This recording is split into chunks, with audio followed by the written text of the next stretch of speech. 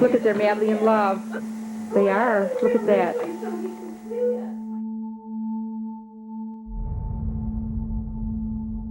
Nancy Sonnenfeld was found shot in the head. The police report says she was in a second-floor bedroom. She later died. We always thought a wonderful couple because they were always laughing. Attractive and young, and you just couldn't imagine a happier couple.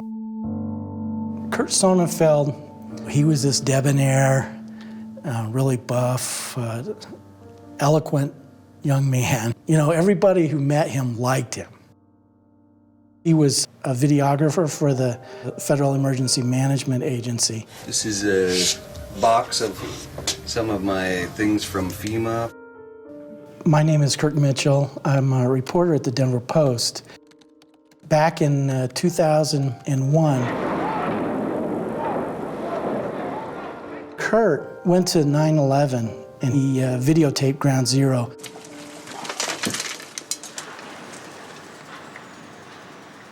Nancy Sonnenfeld, she was a star in her own right. She got a well-paying job in an advertising agency. They were a very hip couple. They would go to all the trendy bars in downtown Denver. They went on trips. They went to Amsterdam. They went to South America. They had a beautiful relationship.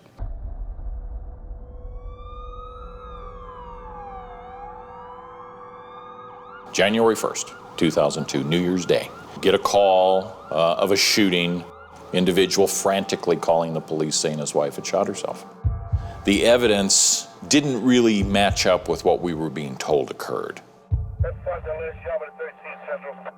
We were questioning nearly from the start that this had anything to do with a self-inflicted injury and was more consistent with a homicide. Kurt Sonnenfeld was arrested and charged with his wife's death, which he insisted was a suicide.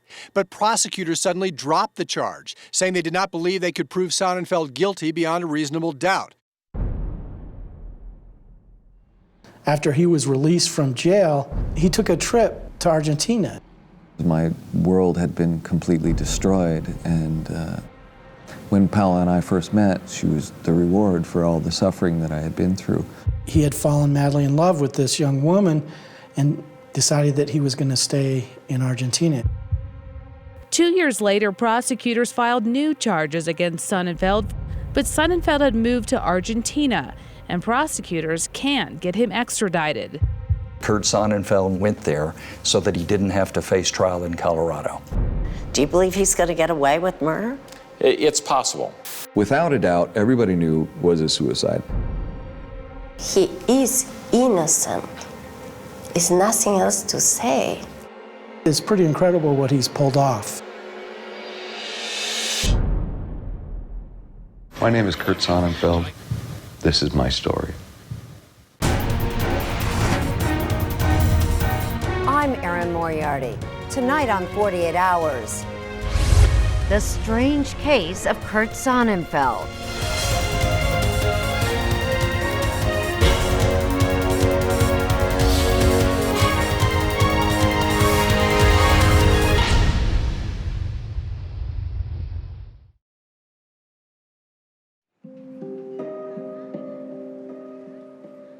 Kurt Sonnenfeld has built a new life for himself in Argentina. Here, he's out of the grasp of U.S. authorities who want him extradited so that they can try him for the murder of his first wife. There are people in Denver, Colorado who think Kurt killed Nancy. What do you say? Well, they are wrong. Kurt's staunchest supporter is his second wife, Paula. They met at a restaurant when he arrived in 2003 and married just 40 days later. They're now the parents of twin girls. You can tell just looking at Kurt, and especially after you talk to him, that he is a beautiful person. Kurt is incapable of even killing a cricket or an ant.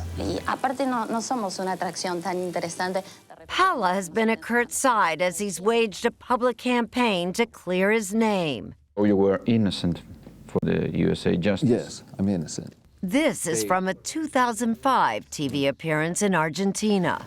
On January 1st, 2002, My wife committed suicide with a single gunshot wound to the side of her head.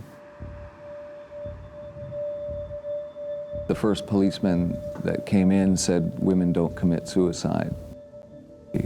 That was when the lies began. But authorities in Denver believe it's Kurt who's lying. Back in the U.S., Nancy Sonnenfeld's family has been waiting for justice for more than 14 years. Amy Leake is Nancy's sister. A lot of times when people have somebody murdered in their family, it goes to trial and it's over and it's still painful, but you can move on. We can never have closure. In the year before Nancy died, the two sisters had grown closer than ever. We were finally becoming the best friends that I had wanted us to be. She was a strong person. She was very sophisticated. I always thought she was beautiful, and I saw her as being perfect. Do you remember when your sister met Kurt? Yes, I do. I remember how excited she was. She said she met her soulmate. And there's Uncle Kurt. Hi, Uncle Kurt. We loved Kurt. He became part of our family. He was fun to be with. He was good at telling stories. He was pretty much good at everything he did. He had great charisma. Kurt traveled extensively as a freelance cameraman for FEMA, filming natural disasters. He also documented weapons storage and disposal sites.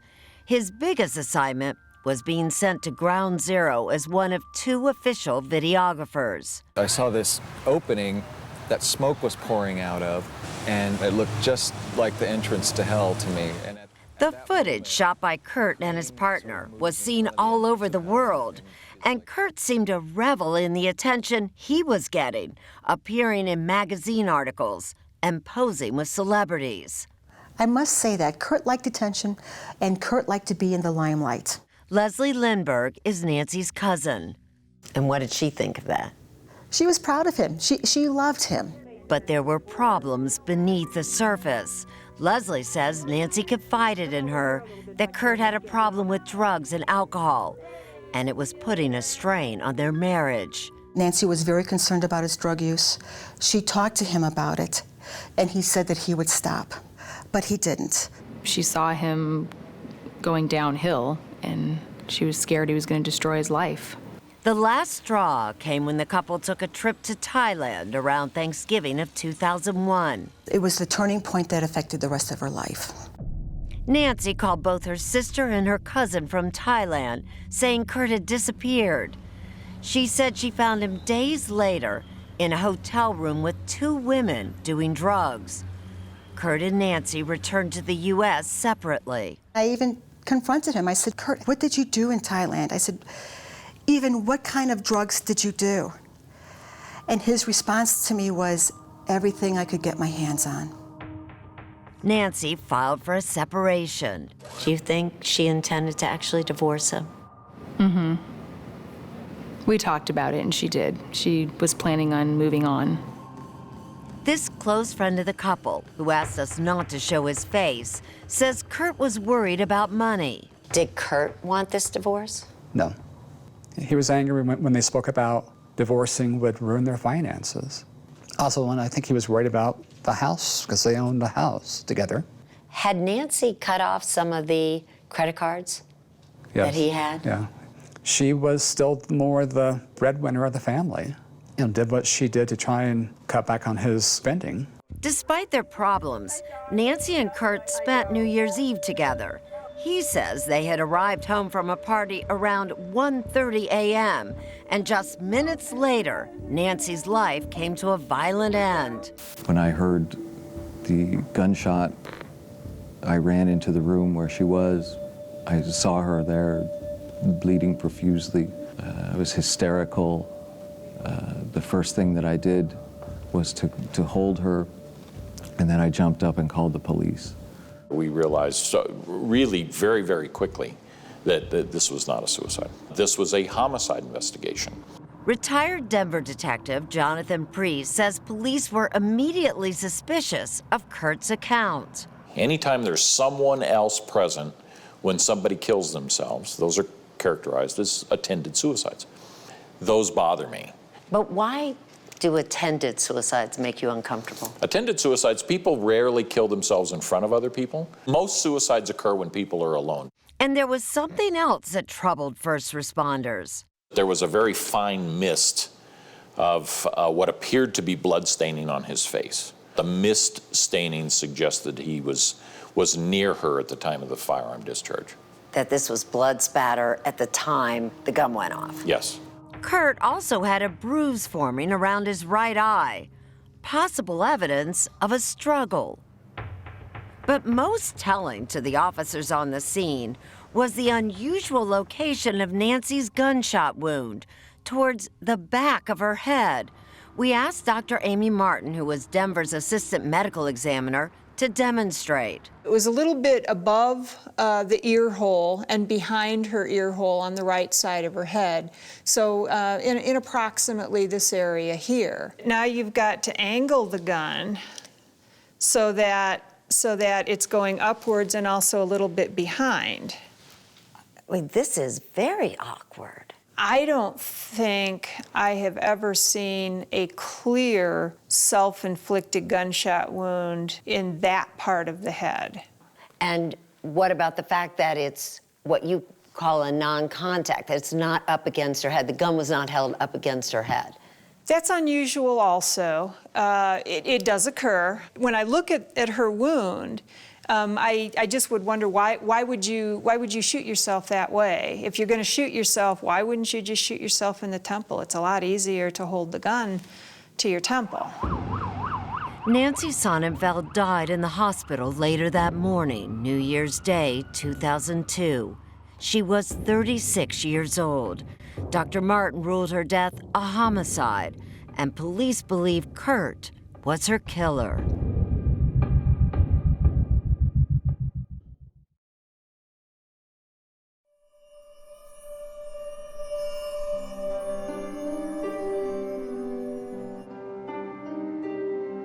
When Kurt Sonnenfeld was brought in for questioning, that's when he first learned his wife Nancy had died. He broke down, started crying, and started stating that his wife had shot herself, and began offering suggestions as to what we as law enforcement should be doing to help prove that she shot herself. Insisting that detectives test Nancy's hands for gunshot residue. The investigators are wondering, why is he telling us this? Rather than, you know, my God, my wife has been shot. What happened? But as the questioning continued, says former Detective John Priest, Kurt admitted the marriage had been in trouble. She was upset with him over a trip that they had taken to Thailand. She was upset with him for using drugs, according to him. And Kurt told police it was possible they had fought about his drinking that night, and that Nancy probably saw no hope. What do you think happened that night? Maybe she was kicking him out. Kurt was arrested for first-degree murder within hours of Nancy's death. The physical evidence, thought detectives, just didn't seem consistent with suicide. Using a mannequin and a couch similar to the Sonnenfelds, Priest demonstrates his theory. You believe Kurt Sonnenfeld shot his wife. Do you believe he was sitting next to her on the couch as he did it? It would make sense, yes. This is where my radiating spatter is coming from, is this exit wound. So I'm looking at something like this. Priest also believes Nancy was moved because of the odd position she was found in. She was leaned back against the back of the couch, and her head was slightly back up against the wall. All right, if first responders first found her sitting like this, what was the evidence that made you believe she had been moved? On the end of the couch, over here, very large saturation pattern of blood. That's coming from her head, and then created a very large pool on the floor. She had to be tipped over like this at some point. Nancy? Hi. Investigators believe Kurt tipped Nancy over so he could get up after shooting her. And Priest thinks Nancy lay there bleeding for at least 10 minutes before Kurt propped her back up and called 911. The pool of blood that's over here, it was created over a good period of time. That delay, says Priest, gave Kurt time to clean up, and it could explain why gunshot residue was found on Kurt's clothing, but not his hands. He had more than enough time to wash his hands. The fact that he has gunshot residue on him at all is what's significant, because he claims not to have been in the room when the firearm was discharged. But if she was murdered, how did gunshot residue get on Nancy's hand? And why is her fingerprint, not Kurt's, on the gun's magazine? Do you believe that he held the gun in her hand, or do you believe that he actually had the gun in his hand when he shot her? Well, that I can't tell one way or the other. I can put the gun in the position when it was fired. Whose hand or hands were on the firearm, I can't tell you. I believe it was suicide, and I believe the evidence showed that. Kurt's defense attorney, Carrie Thompson, says detectives got it all wrong. I believe that there was a rush to judgment. There was an assumption this was a homicide. I mean, how would you describe then the investigation into this case? Shoddy. Shoddy? Yeah, shoddy. From the police report accounts, she was found sitting up in the middle, approximately here. Thompson says Nancy fell over on her own after shooting herself. We're saying that the physical evidence showed that she at one time had slumped over, but never really wasn't moved. Just the top part of her body had slumped over, with her head causing that drip that caused that pool of blood. She says that when Kurt discovered his wife, he grabbed her and then sat her up on the couch.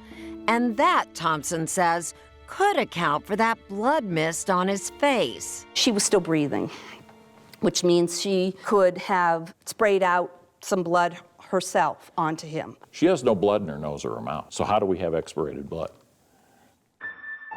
This is her graduation from college. She was very proud of that day. Would you have ever described your sister as suicidal? No, I never saw her as suicidal at all. Still, Kurt kept insisting Nancy had been suicidal long before that night. She was heartbroken. She was depressed. Her marriage was falling apart. But she was a fighter, and she was looking towards the future. But Kurt's attorney claims that less than a month after Nancy's death, she had gone into the home and personally found a suicide note. Evidence, she says, police overlooked. I can recall very specifically when I found it. It was right there on the dresser, along with her writings. Thompson says the note appeared to have been torn from Nancy's diary. It contained a line from a Walt Whitman poem. What indeed is finally beautiful except death and love? To which Nancy added, Kurt, please get help. Do you believe that is a suicide note? No. It doesn't read like a suicide note. It doesn't read like the, goodbye cruel world or I can't live like this any longer. She was asking Kurt to get help. It's not a suicide note. She was just so concerned for him. And she was worried that if he didn't stop with drugs, that possibly he would kill himself. As Kurt's trial date was approaching, the defense team went on the offensive, doing their own crime scene analysis that seemed to contradict the cops' murder theory. I think they did a half-assed job, quite frankly. Then District Attorney Bill Ritter. It just felt to me like our Denver Police Department Homicide Division still had work to do on this case. Did that mean that you're having some doubts about whether this was a homicide or a suicide? Well, I think the best way to answer that question is to say, I believed that we had some significant chance of losing at trial. Just a little more than 5 months after Nancy's death, Ritter made a highly unusual decision. He dismissed the murder charge against Kurt, but without prejudice, which meant the investigation would continue and charges could be reinstated later. What was your reaction, Amy, when you heard charges were dropped and he would just go home? We were upset, of course. I cannot even explain to you the pain that we went through. It all goes back to our faith in God. There's nothing else that would have carried us through. On June 14, 2002, Kurt Sonnenfeld walked out of jail a free man.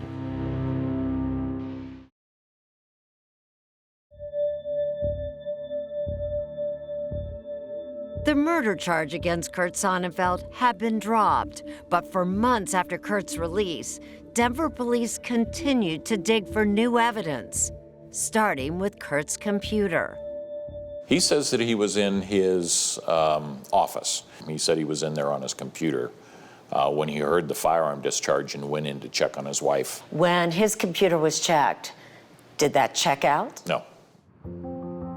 A forensic analysis revealed that the computer was last used around 7 p.m. on New Year's Eve. But Kurt's call to 911, saying his wife had just shot herself, didn't come in till hours later, at 1:40 a.m. Then there was a suspicious injury to Nancy's left index fingernail. So it could be evidence of some kind of struggle. It could be. She had some bruises on her hands, bruises around her right wrist. Certainly were consistent with some kind of a struggle. Kurt's DNA was found under that fingernail. More possible evidence of a struggle. And there were also 2 jailhouse informants who say Kurt Sonnenfeld confessed. They came forward separately after Sonnenfeld had been released. John Priest says their statements contained information only Nancy's killer would know. Like what? Give me an example that really just blew you away. Thought, wow, this guy must have really talked to him. Positions in the crime scene, where evidence was located, things that there's just no way they would have had that information. 48 Hours tracked down one of those informants.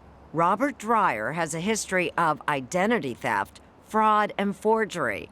He shared a jail cell with Sonnenfeld for 4 days and didn't much like him. Arrogant, ignorant, self-centered.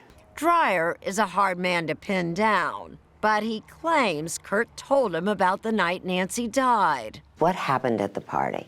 She came outside and she saw him with another girl again and suspected that he was getting high, and she got mad and she left. She said, "I'm leaving." He goes, "What do you mean you're leaving?" She goes, "I'm going home and I'm leaving you." She said that was it, and she left and she went home. She walked home. Without him? Without him. Dreyer says when Kurt got home, the couple argued. He said, "You're not gonna leave me. We're gonna be together. We're not getting divorced." According to Dreyer, Kurt first told him he was out of the room when Nancy committed suicide by shooting herself in the back of the head. I said, "Well, she shot herself behind the ear." He said, "Well, that's..." I said, "People don't shoot themselves behind the ear, Kurt. Come on, man, you did it, didn't you?" And, he said, "Yeah," he admitted, "I did." He said, "But the cops will never figure it out, and it'd be your word against mine." As for why Kurt had no gunshot residue on his hands, he said, "Well, that's why they make saran wrap." Dreyer's statements to police could be devastating if they're true. Let's be honest, you lied to police all the time. You would use other people's identities. You lie all the time. Why should anybody believe what you're telling now? You don't have to believe it, but I'm going to tell you. That man told me he killed that woman, his wife. I have no reason to lie. I got nothing for it. And Dreyer didn't receive any special treatment in return for coming forward. In December 2003, 2 years after Nancy's death, the Denver District Attorney's Office felt it had enough to refile the murder charge. But when police tried to locate Sonnenfeld, he was nowhere to be found. And it's, uh-oh. Police considered him a fugitive. We start looking for him and we find out that he's no longer in the United States. When authorities decided to rearrest Kurt Sonnenfeld for murder, they didn't know he had moved 6,000 miles away from Denver. He was now living here in Buenos Aires, Argentina, and he wasn't exactly living the life of a man on the run. He was free to go to Argentina. He met somebody there. The characterization that he fled to Argentina is bull. I had never hid when I was here. I traveled here with my own passport, with the airline ticket under my name. In that 2005 interview, Kurt said he simply came here on vacation, intending only to stay a few weeks. But when he met Paula, that changed everything. What made you fall in love with him? Because he is so kind. Because he respects all the forms of life. In Paula, he found a sympathetic ear and the perfect advocate. She's a human rights activist. Kurt declined to talk to us on camera, but Paula spoke on his behalf.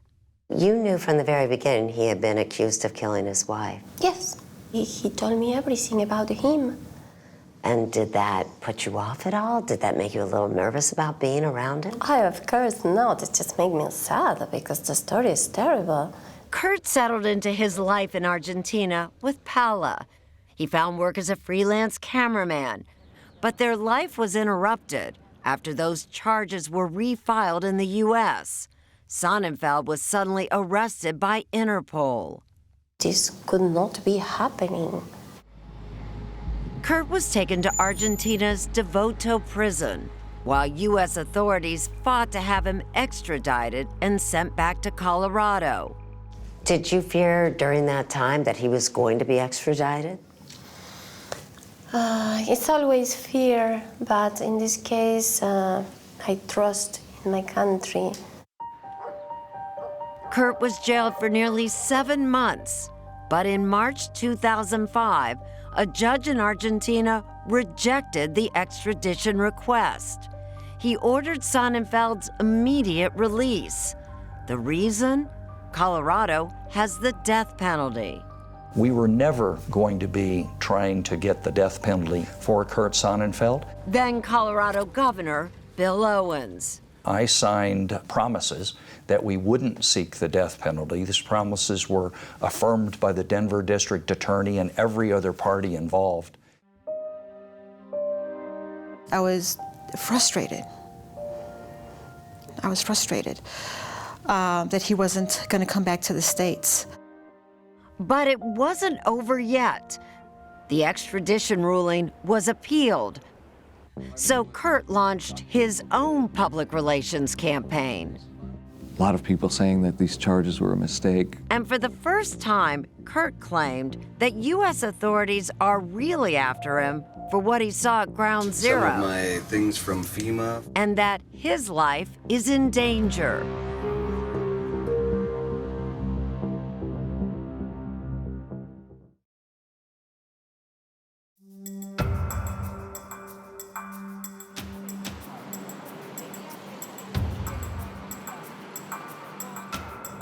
When Kurt Sonnenfeld decided to go public with his story in 2005, he turned to Rolando Grania, a popular journalist in Argentina. What was the story he told you? He told me that he was one of 2 cameramen who record the Ground Zero after the plane crash. I can't believe it. Really? He thinks he was a hero, and then he was in jail, and he doesn't know why. Kurt told Grania his wife Nancy took her own life. My wife had left a suicide note. She had left a journal of suicidal writings. She had been severely depressed in the months before. I think Kurt is not a murderer. I'm sure he's not a murderer. Grania admits he never did his own investigation, but says the fact that charges were dropped is evidence the case must be weak. What made you believe him? If someone has killed his wife, it's difficult to understand why he's free. What's more, Kurt told Grania a chilling tale of being falsely accused and tortured by police in Denver. One of them put me into a chokehold, while the other one was kicking me repeatedly in the groin, in the stomach. He also had a rubber glove on his hand with a red chemical, and he inserted it up into my nose. But if that did happen, Kurt's defense attorney never heard about it. Was he ever beaten at the jail that you're aware of? I have no information about that. Kurt also claimed he faced the death penalty. They told me I was going to be put to death. It's not true, but for years, Kurt and Paula Sonnenfeld have capitalized on that claim. They've even used their twin daughters to make their case. Scarlett and Natasha are soldiers in this cause. It's a poignant and disturbing picture. The girls holding up signs saying, "Don't let the U.S. government assassinate my father." Paula even insisted that her now 9-year-old daughters sit in on our interview. Are you comfortable with having both of them here during this? Absolutely. How you hide all this that is happening to us from children? Despite what she knew would be sensitive subject matter. You know Kurt's case never had the death penalty. It doesn't even qualify for the death penalty. Mm-hmm. And what about being in jail forever and dying in a jail? That's the same. Still, the concern that Kurt could be executed won him support in Argentina. What is it about Kurt Sonnenfeld's case that made you want to fight for him? En nuestra Constitución Nacional impide la extradición a países que tienen penas de muerte. Jorge Richard and his wife Dolores Rivas are prominent human rights activists who run centers that care for poor and orphan children. Dolores says she's worried about what would happen to Kurt's daughters if he's sent back to the U.S. Mi preocupación que es destruir una familia. But what really turned Kurt Sonnenfeld into a cause celeb in Argentina is something that many here in the U.S. might find outrageous. His claim that he saw evidence that the U.S. government played a role in the attack on the World Trade Center. Sonnenfeld claims that's the real reason why authorities are after him. Do you think that the government knows the crash will come? Yeah, I'm 100% sure of it. And according to Sonnenfeld, the U.S. did nothing to stop it. He also claims that it was suspicious that the airplane's flight data recorders, or black boxes, were never recovered. The black boxes were supposedly vaporized, right? But I have footage of the landing gear, of the seats of the airplane, all of that survived. Sonnenfeld also suggested that the cleanup at Ground Zero happened too quickly. Almost from day one, they began taking away all of the metal beams, driving trucks all over the evidence. So they themselves were destroying evidence almost purposely and programmatically from the very first days. It was almost like it was pre-planned. But what he never told Grania is that he didn't even get to Ground Zero until a full week after the attack. And if he has any concrete evidence to back up his conspiracy theory, he hasn't shown it to anyone. Kurt is just saying what other people have been saying for 14 years. He doesn't appear to have any proof of anything new. So why would the American government go after him? Porque él estaba ahí. Kurt repeated his claims in interviews on Argentinian talk radio, in magazines, and other TV shows. Del World Trade Center. And his story has been embraced by those who have little trust in governments. Cuando le dice a sus superiores lo que ocurrió, cómo él vio las cosas, ahí comienza una persecución sistemática. Adolfo Perez Esquivel won the Nobel Peace Prize in 1980 after years of imprisonment and torture by Argentina's military junta. He's been trying to help Kurt stay in the country. Lo que tratamos de hacer es tratar de que se le trate como corresponde. Kurt and Paula claim they've been spied on and harassed in Argentina by American agents sent to intimidate them. Kurt even wrote a book about his case, published in Spanish only, called El Perseguido, or The Persecuted. It reads like a spy novel, And it's one of the reasons why journalists in Argentina have compared him to James Bond. But he's no hero to Kirk Mitchell, the reporter for the Denver Post, who is a CBS News consultant. He's been covering the Kurt Sonnenfeld case since the beginning. So here, Kurt Sonnenfeld is a murder suspect. In Argentina, what is he? He is the whistleblower, a brave man who stood up to a corrupt government. This stuff comes up after his arrest in Argentina when he starts making this. And the prosecutor and I are looking at each other like, where did that come from? He was a photographer at Ground Zero. Yes, he was, but he's also an exceptional liar. He is trying to use that terrible situation to shield himself from murder charges. He's trying to use his children to shield himself from murder charges. When is Kurt Sonnenfeld going to stop? When is he going to come home and account for that night?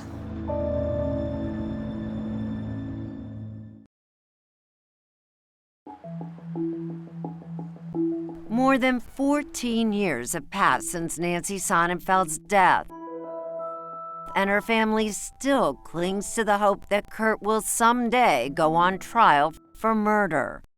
Why does it matter that Kurt come back and go on trial? It matters because my cousin, who loved him so much, who gave him so much, it matters because my cousin lost her life. She's not there because of him. He needs to atone for that night. Nancy Sonnenfeld has gotten lost in all of this, says Denver Post reporter Kurt Mitchell. The way he has couched what has happened to him is he is the victim. It is pretty incredible what he's pulled off. Mitchell was so intrigued by the case that he wrote a book about it. You call your book Spin Doctor. Why? Well, I came to the conclusion that his story was so far-fetched, so far from the truth, that that's what he's become. You know, to me, it's astonishing that it's being believed. Is Kurt Sonnenfeld gaming the system? Kurt Sonnenfeld is definitely gaming the system, though someday, hopefully, that game may run out.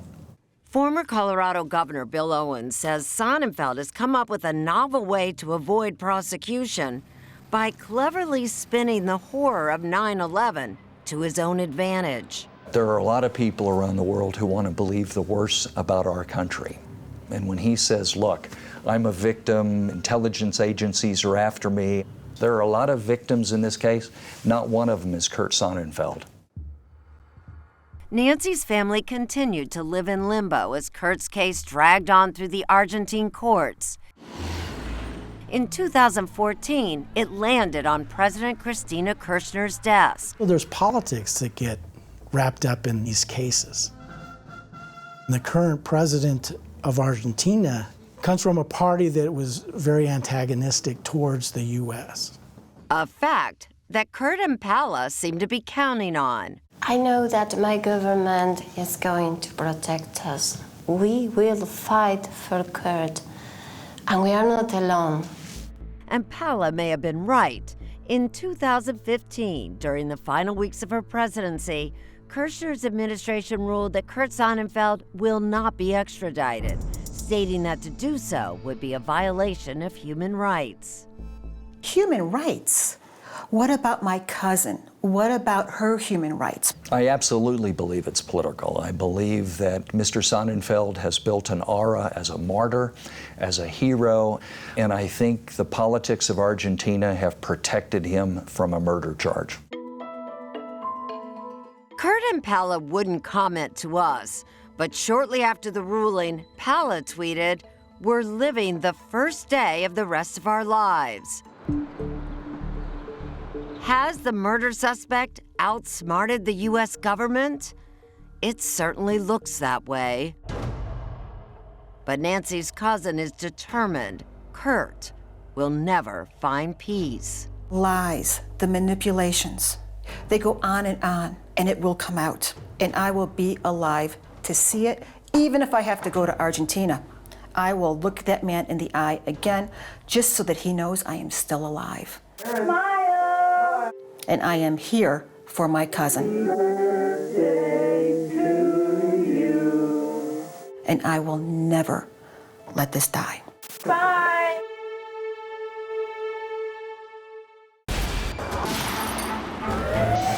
"48 Hours. Don't miss an episode."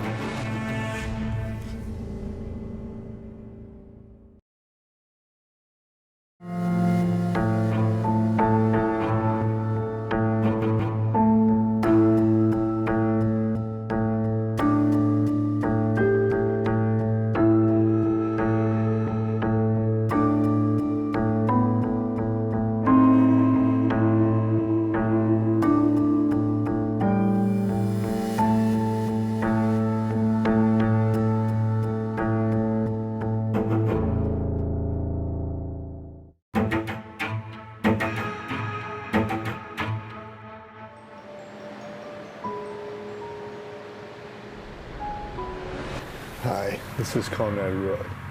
I'm going to talk to you about social anxiety. Social anxiety, depression, it's controlling me. There's people that love me. I have a great mom, great dad. But I'm so depressed. We spent the day walking the beach, and we had a conversation, and I asked him about school, and he's like, I'm not sure what I'm gonna do. And I said, you know, don't worry about it. Everything is gonna be okay. It was a nice day out with the family. Nothing to give any hint of what was to come later in the day. There was no indication that anything was going on. I've created a monster out of myself the past few years because of my depression. Racing thoughts, suicidal thoughts. Do you remember when is the last time you saw your brother? He was like going out the door. I thought he was just going to his friend's house. You got up in the morning, and how did you know he hadn't come home? He wasn't there, and we just like couldn't find him. This is not like Conrad not to come home. Then they found his body and around 5:30 in the afternoon. And he died in his truck. Carbon monoxide poisoning. I will live with this forever, the pain. Right away, we heard from investigators that the medical examiner found that it was a suicide. It wasn't until they started looking at his phone that they realized that there was something else going on here. Because on that phone were hundreds and hundreds of texts from Michelle Carter to Conrad Roy urging him to end his life. You can't think about it. You just have to do it. You said you were gonna do it. Like, I don't get why you aren't. And Michelle Carter admittedly said, do it. She was kind of making fun of him for not taking his own life. I thought you really wanted to die, but apparently you don't. I feel played and just stupid. You're going to have to prove me wrong, because I just don't think you really want this. And she kept pressuring him to do it. You're ready and prepared. All you have to do is turn the generator on, and you be free and happy. No more pushing it off. No more waiting. There was one point where he actually got out of the truck and changed his mind. Yeah, he was scared. And she told him to go back in the truck. Yes. Carter charged with involuntary manslaughter. She faces up to 20 years in prison. This is totally out of left field. I coached Michelle. I know her as a good kid. I don't believe that she has a conscience.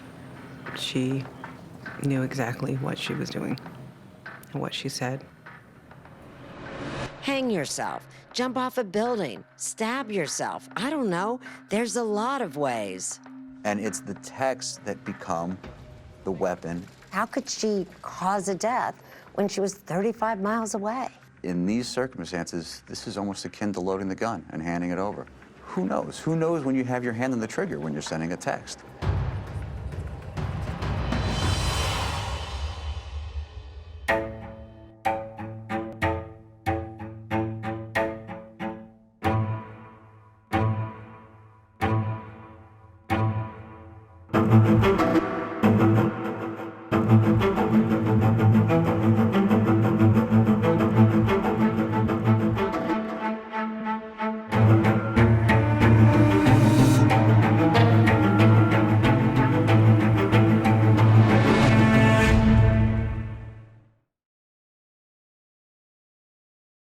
It's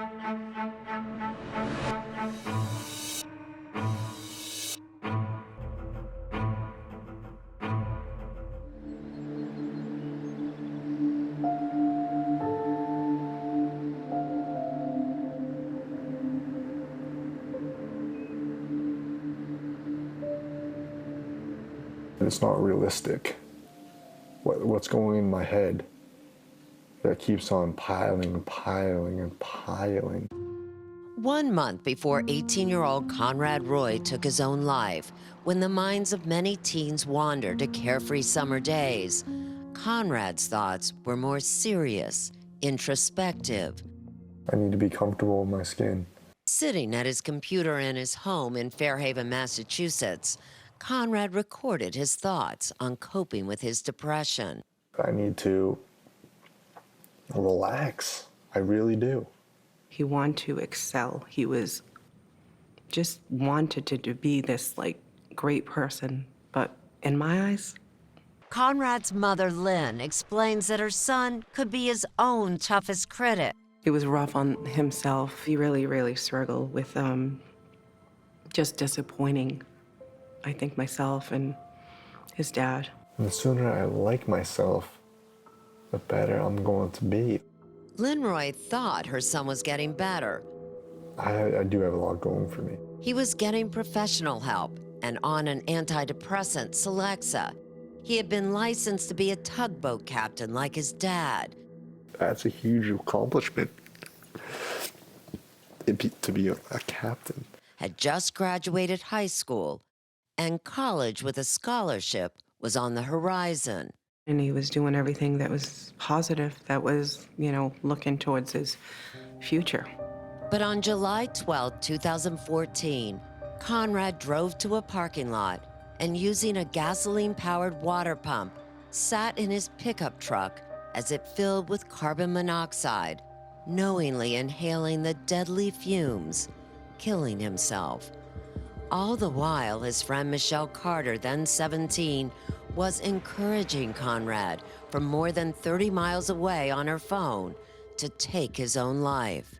I don't understand why you would want someone that was so beautiful inside and out, that had so much, that was such a kind person, to die. How do you describe what this young woman did? I cannot. Only she can. The intersection of the lives of Michelle Carter and Conrad Roy has left a trail of heartbreak and questions about the circumstances that led to such a tragic death. He's one of the kindest persons. He grew up very sensitive, very humble and kind. Happy child. Very happy. Many pictures of him smiling, laughing, until he became a teenager, and I don't know if it was the hormones. He just, became anxious. Conrad was the oldest child in the family with 2 sisters, Morgan and Camden. Lynn and Conrad's father separated when Conrad was 16, and their divorce hit him especially hard. I think he was just more worried about me. That's what boys do. They worry about their moms a lot. Conrad would confide in his friend Ariana Taylor as they spent hours walking along the water. He wasn't able to explain it to me in a way that I could understand, so he kind of just described it as a darkness and how there would be times where he just kind of wanted to isolate himself from everybody. Conrad's anxiety and self-doubt had troubled Lynn since he was 16. He started having trouble sleeping, and we got him treated.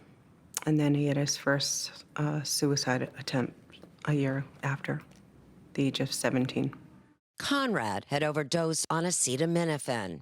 I worked in a psychiatric hospital, and I never imagined that one of my children would have those feelings. Do you think he really intended to kill himself at that point? He did contact a friend. That friend was Ariana. He told me that he was really sick and that his mom had just left and that he wanted her to come back. Ariana immediately got in touch with Conrad's parents, who brought him to the hospital. He told me, Mom, I will never do that again. He was sorry. And I was sorry as well that he felt that way. The fact that he wanted you to call his mother, what does that say to you? It just says that he was calling out for help. That he didn't actually mean what he was doing, but he really needed help, and that this was the only way he kind of thought that he would really get help. And that help seemed to be working. He actually was getting a lot better. He told me about how he was going out. He was going to, like, the high school parties and just hanging out with everybody. I was like, that's amazing. Michelle Carter was another friend of Conrad's. They met in 2012 while both were vacationing in Florida. Conrad and his sisters were visiting relatives who happened to know Michelle. How would you describe Michelle? Friendly? Yeah, she's really friendly. She always made Conrad laugh. As it turned out, Michelle lived just a few towns over from the Roys in Massachusetts, and the relationship continued after the vacation. But while Michelle called Conrad her boyfriend, his family says the two rarely saw each other, and like so many teens, their interactions were mostly over text messages. Had your son ever mentioned Michelle Carter? Yes. After they met in Florida, I met her 2013 at his baseball game, and that was the only time I ever met her. Second time was at his wake. Michelle and Conrad shared something in common that Lynn did not know. Michelle had her own struggles, including an eating disorder, and both teens at times took antidepressants. The probability of attraction was they both had their issues. Softball coach Ed McFarland has known Michelle Carter and her family for a decade. The Michelle he knows is an ideal teammate. I've never seen her do a mean thing. I've never seen her be mean. Michelle's high school yearbook paints a picture of an active, well-liked student, one voted class clown, and most likely to brighten your day. But that would not be how her actions would be described on the last day of Conrad's life. That day started out seemingly happy for Conrad, spending time with his family. That morning on the 12th, what was his mood like? It was fine. He wanted to, go to the beach with the girls. While there, Camden at one point noticed her brother sitting alone, texting. Did you know who he was texting with? No. Now you think he was texting with Michelle Carter. Yeah. But you didn't know that at the time. And what was his demeanor?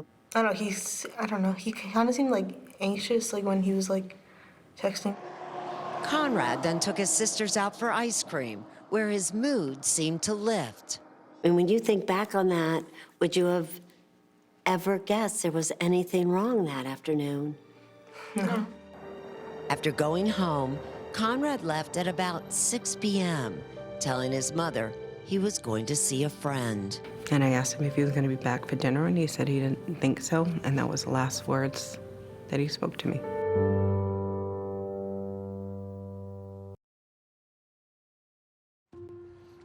It was July 12, 2014, the heart of summer in New England. Conrad Roy had headed out in his pickup truck around 6 p.m. As the evening passed, Lynn checked to see when he'd be home. And I texted him, I don't know, before I went to bed, maybe around 10:30, 11, and then I texted him again in the middle of the night. Conrad didn't respond. Still, Lynn figured everything was okay. She believed he had beaten back much of his anxieties. That night, Conrad's sister Camden unexpectedly heard from Michelle Carter, that 17-year-old who had battled her own mental health issues and lived about an hour away. How surprised were you that you suddenly got a text from Michelle? And I thought she was just like his friend, but in the text, she said, like, we're boyfriend and girlfriend now. And I was just like, I looked at my mom, I was like, they are? Whether teenage love or something else, Michelle was sending out the word. Had anyone heard from Conrad Roy? And what did she text you exactly? She was like, hey Camden, like, do you know where your brother is? Was that unusual for him not to come home? Oh yeah, absolutely. That was not like him at all. It was sunrise and still not a word. So in the morning, I went by Ariana's house, and he wasn't there. And so that's when I began to search. Where is he? What happened? We went by Dad's house. There's no sign of him. Maybe an hour later, I felt like this rush go through my body that I've never felt in my life. And I felt at that point that he wasn't with me. On the afternoon of July 13th, police found him inside his pickup truck, parked at the local Kmart, his cell phone right next to him. And he died in his truck. Carbon monoxide poisoning. Like, got in the car and my mom was just like crying, like the most I ever seen her cry. And she was like, he's gone. And like, she was just like, your brother's gone. It still hurts just as much as it did then, doesn't it? I will live with this forever, the pain. Like, I don't get why it happened. Why did it happen? What did happen to him?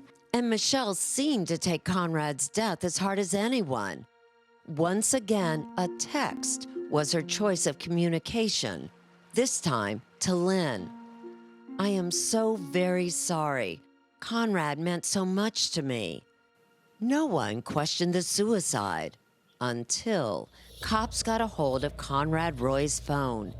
It would prove to be an investigation like no other. No gun, no knife, no crucial DNA in this case.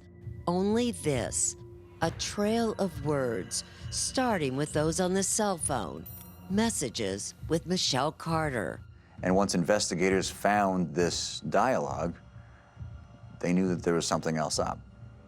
And they wanted to get to the bottom of it. Former Boston Herald legal columnist and 48 Hours consultant Bob McGovern. And so this thing turned from a suicide investigation into a homicide investigation.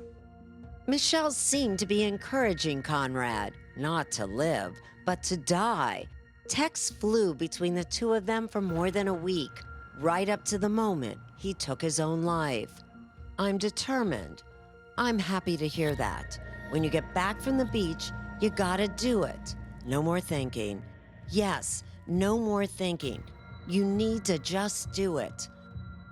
But now, with Conrad Roy dead, Michelle seemed devastated, acting as if his death was a total surprise. When it came to the funeral, she sat up close to kind of where the family area was. I always described her seen as the grieving widow. She was just constantly like sobbing. And 2 months later, Michelle even held a fundraiser to honor Conrad in her town of Plainville. That fall, investigators interviewed Michelle Carter at her high school. Do you think you had contact with him that day? I think so. But Michelle's story was riddled with holes, and police weren't buying it. They poured through her cell phone. Her texts ranged from urgent to ominous, like one sent to her friend Samantha Boardman on July 12th at 8:02 p.m., just minutes after police believed Conrad killed himself. He just called me. I heard moaning like someone was in pain, and he wouldn't answer when I said his name. That text was followed by another. I think he just killed himself. Michelle was texting her friend, but what she wasn't doing was calling for help. And there was at least one more text found on Conrad's phone that now seems telling. Only moments before he died, Michelle asked him this: "Did you delete the messages?" Police would extract more than 1,000 deleted text messages between Conrad and Michelle. Some showed his fear and reluctance to take his life on the very day he died. I don't know, I'm freaking out again. I do want to, but like I'm freaking out for my family. But even as Conrad panicked and considered abandoning his plan to die, Michelle egged him on. She described it to her friend Samantha that September in this text.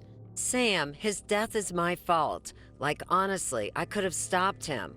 I was on the phone with him, and he got out of the car because it was working, and he got scared, and I effing told him to get back in." The road to justice would be complicated. Massachusetts has no law against encouraging or assisting suicide, and Michelle was miles away when Conrad died. People don't realize in our generation, texting does a lot. It's like having the person right there in front of you when you're texting somebody. And the Supreme Court of Massachusetts seems to agree. In the summer of 2016, the court ruled that even though Michelle was an hour away when Conrad Roy died, she had a virtual presence that night in that pickup truck. It's a controversial legal theory born out of a digital world. And so nearly 3 years later, Michelle Carter will stay on trial in this courtroom for involuntary manslaughter. Michelle's attorneys, fearing how the text would play, advised her to waive her right to a jury trial. She put her fate in the hands of veteran judge Lawrence Moniz. Are you doing that of your own free will, knowingly and voluntarily? Yes. See more of Michelle Carter's texts to Conrad Roy on Facebook at 48 Hours.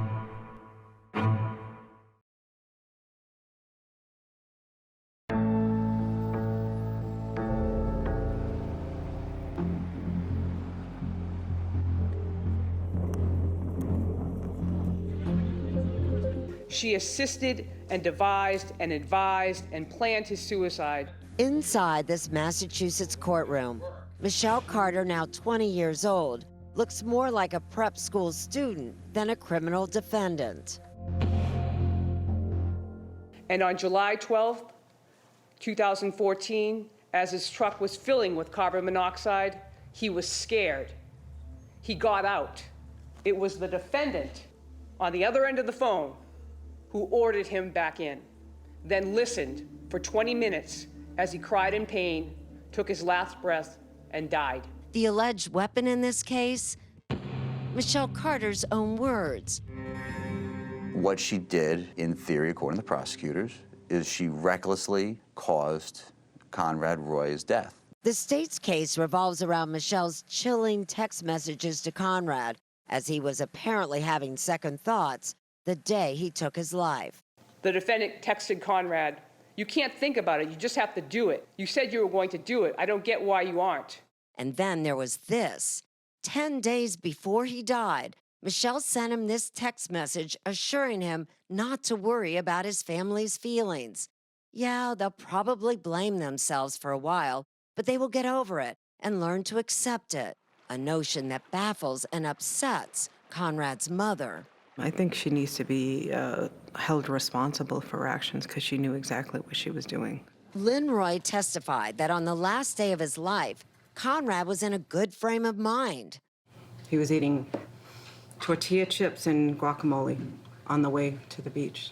In July of 2014, did he ever mention he wanted to harm himself? No. I knew he was a little depressed, but I thought he was doing great. But prosecutors contend that Michelle and her incessant texting had immense influence over Conrad, even though Michelle was more than 30 miles away from him when he took his life. That her virtual presence caused him to do it. She helped him devise a plan to kill himself using a combustion engine to poison himself with carbon monoxide gas. Michelle sent Conrad this text message: "I'm not going to sleep until you are in the car with a generator on." Your Honor, this case is a suicide case. It is not a homicide. But defense attorney Joseph Cataldo painted a very different picture. The evidence of the texting is overwhelming that Conrad Roy was on this path to take his own life for years. Michelle Carter was not present.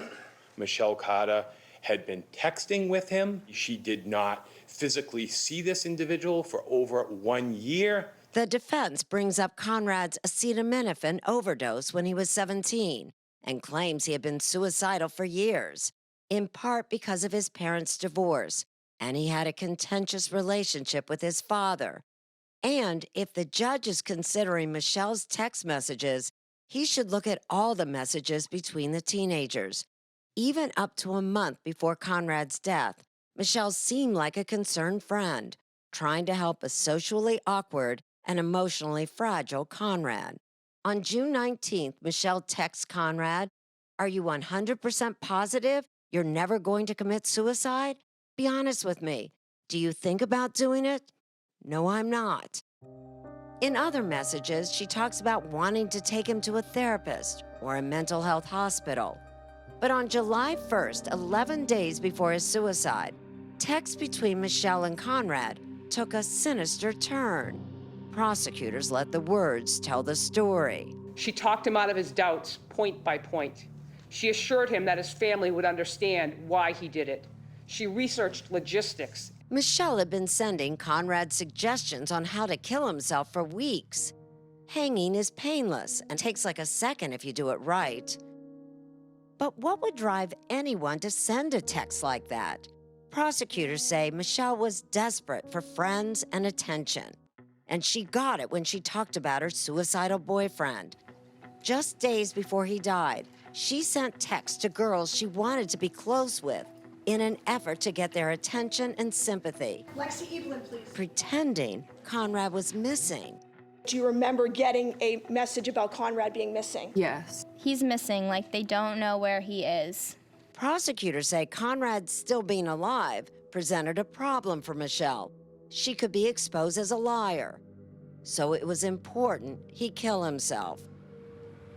On July 12th, the night he did take his life, Conrad drove to a Kmart parking lot and texted Michelle, "Leaving now. Okay, you can do this. Okay, I'm almost there." That was the last text Conrad ever sent to anyone. But there was also a 46-minute phone call. Michelle called him. She was the last person to speak with him. After that call ended, Michelle texted her friend Samantha. I'm going to ask you to read that text message, please, aloud. Sam, he just called me and there was a loud noise like a motor and I heard moaning like someone was in pain and he wouldn't answer when I said his name. I stayed on the phone for like 20 minutes and that's all I heard. Then, 27 minutes later, Michelle sent Samantha another text message. I think he just killed himself. Prosecutors say Michelle, within hours, began building a virtual alibi. Knowing that he was likely dead, she began acting like a concerned friend, sending Conrad this text message. "I'm scared. Are you okay? I love you. Please answer." Michelle showed little emotion at the trial. Her defense relies on this psychiatrist, Peter Bregan, to explain her behavior, even though he was not treating Michelle at the time. He testifies that she was involuntarily intoxicated by an antidepressant drug she started taking 3 months earlier, Celexa. She was enmeshed in a delusion where she's thinking that it's a good thing to help him die. But prosecutors completely dismiss that theory. She does not tell the Roy family about being on the phone with Conrad the night before, does she? His dead body is in a car 24 hours, and she withholds that information. Inexplicably, Michelle sent more than 80 texts to Conrad after he died. In some, she even apologizes for not saving him. But it wasn't just Conrad she texted. The prosecution is hoping the judge pays particular attention to this text that she sent to her friend Samantha a week after Conrad's body was discovered. They have to go through his phone and see if anyone encouraged him to do it on text and stuff. They read my messages with him, I'm done. His family will hate me, and I could go to jail.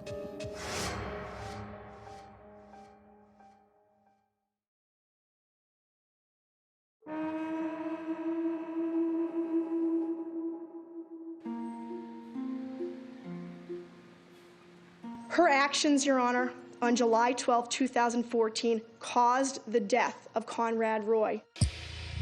They were reckless, and she knew it. According to the prosecution, Michelle Carter helped put Conrad Roy in his grave. It was a felony, and she caused serious bodily harm. According to the defense, she didn't know what she was doing. Good morning, Your Honor. She was psychotic, delusional, involuntarily intoxicated from taking the antidepressant Celexa. Michelle Carter underwent an involuntary intoxication in June and July. To prominent child and adolescent psychiatrist Dr. Harold Koplowitz, that makes no sense at all. Though not a witness in this case, he says those drugs, called SSRIs, are remarkably safe. They don't make you delusional. They don't make you psychotic. And they don't make you intoxicated. They don't make you drunk. Dr. Koplowitz believes the act of texting was more mind-altering than any drug. And the problem with text is that it separates you. It makes you feel less responsible. But no amount of distance can explain her behavior, especially the prosecution's contention that Michelle ordered Conrad back into the truck, says the doctor. It's very hard to understand where the man says to a friend, listen, I'm feeling pain. I don't want to do this. I'm going to get out of the car. There's no way to seem to make sense of the fact that someone then says, a friend says, get back in the car and kill yourself. This really has a vicious and a very, very malicious quality to it. No matter how malicious, Dr. Koplowitz says, Michelle really couldn't have convinced Conrad to kill himself if he hadn't already been suicidal.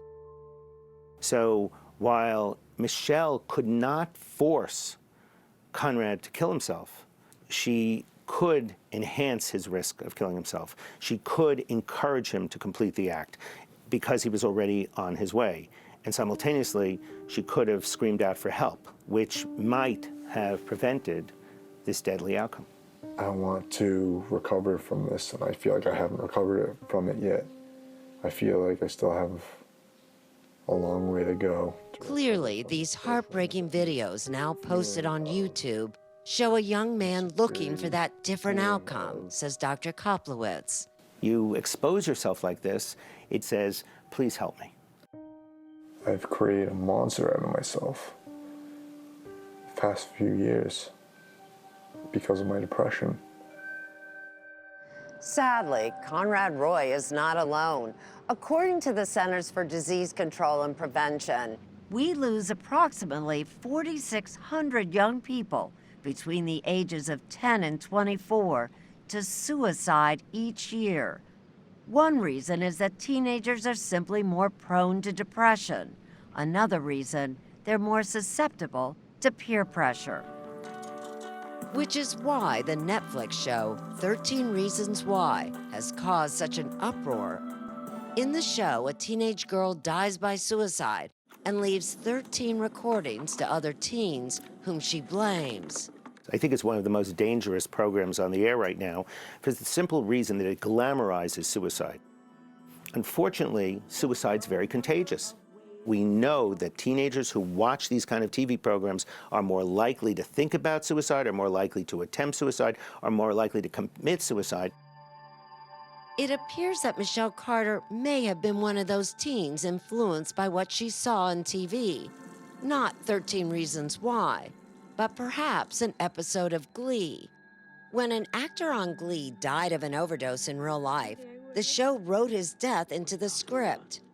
Listen to the similarities between what the character Rachel says about the loss of her boyfriend and what Michelle later says about losing Conrad. I had it all planned out. We would live happily ever after. It's a good plan. Did you tell him? I didn't have to. He knew. Michelle's text to a friend after Conrad's death is almost word for word. I had it all planned out. He knew, too. I didn't have to tell him. He was my person. Michelle writes the exact same line. He was my person. Poor her. Her boyfriend died. They were going to get married one day, and now she's the grieving girlfriend. According to the Commonwealth of Massachusetts, it all boiled down to that starring role as the grieving girlfriend. The Commonwealth's position, Your Honor, is that she wanted attention. After 6 days of testimony, closing arguments begin. The defense is up first. The evidence actually establishes that Conrad Roy caused his own death.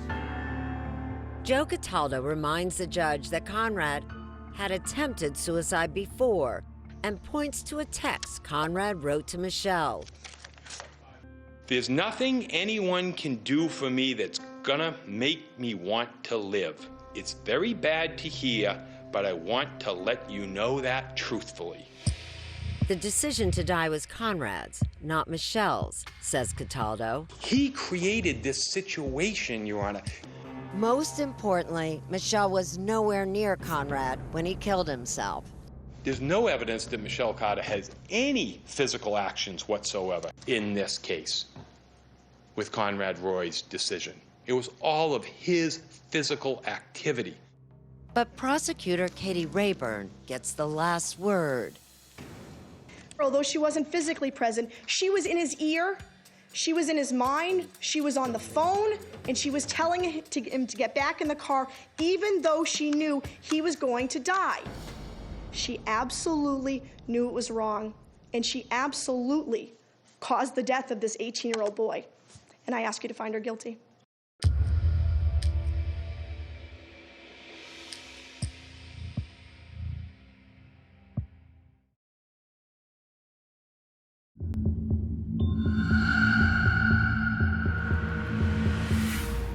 Three days after Judge Moniz began his deliberations, two families prepared themselves for his verdict.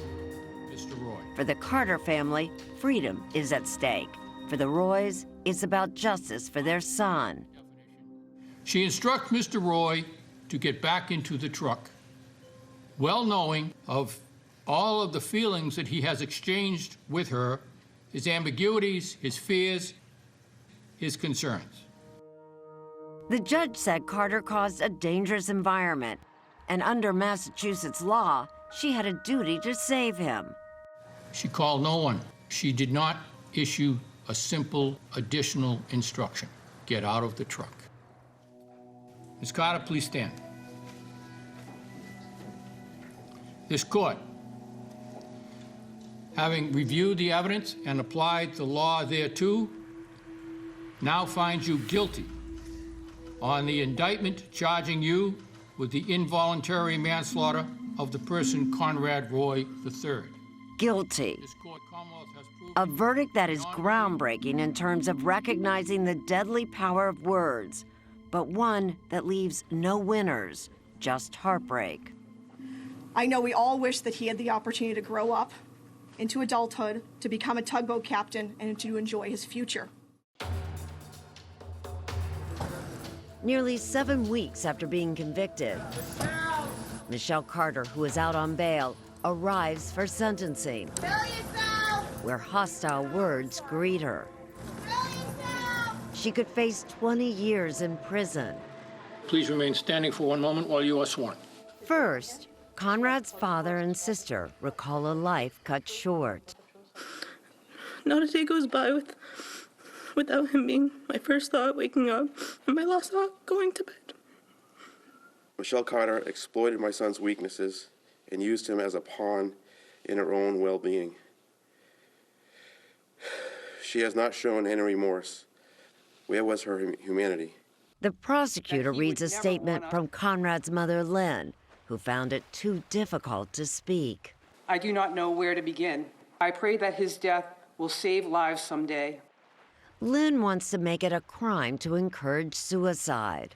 I pray that a law comes forth so that another mother does not have to endure what I am. I do not believe that another can go on to encourage someone to take their life, and it can be okay. The prosecution asks that Carter serve 7 to 12 years behind bars. She has shown no remorse, and in fact, after Conrad's death, she sought attention and sympathy for herself.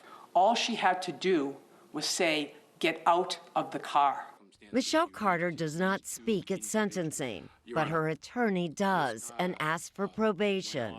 Ms. Carter does regret what happened. She also sent a letter to the probation department where she accepts responsibility. This is a terrible, terrible tragedy. And she very much regrets this and prays Your Honor's judgment of leniency. Then Michelle Carter learns her fate. Ms. Carter, please stand. He sentences Michelle Carter to 15 months behind bars. a sentence that does not please the defense, who appealed the conviction. We're asking you, Your Honor, to stay the jail sentence until we can have our day in court. The judge takes the request seriously, recognizing the significance of this case. The conviction may be reversible, but the time spent in prison is not. And then makes a stunning announcement.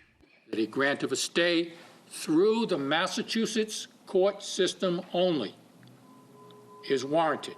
A stay, meaning Michelle Carter would be out on probation, not in jail, while her appeal made its way through the Massachusetts courts. It was a decision that disappointed Lynn Roy and her daughters. We're just going to honor his life and do it in the best way we can. We want him to be proud of us. All rise! In February of 2019, Michelle Carter's conviction was upheld. Ms. Carter will now be taken into custody. And she began serving her 15-month sentence. Her lawyers appealed to the U.S. Supreme Court. The court declined to hear that appeal. In response, her lawyers issued the following statement: "We are deeply disappointed that the Supreme Court has decided not to review Michelle Carter's wrongful conviction."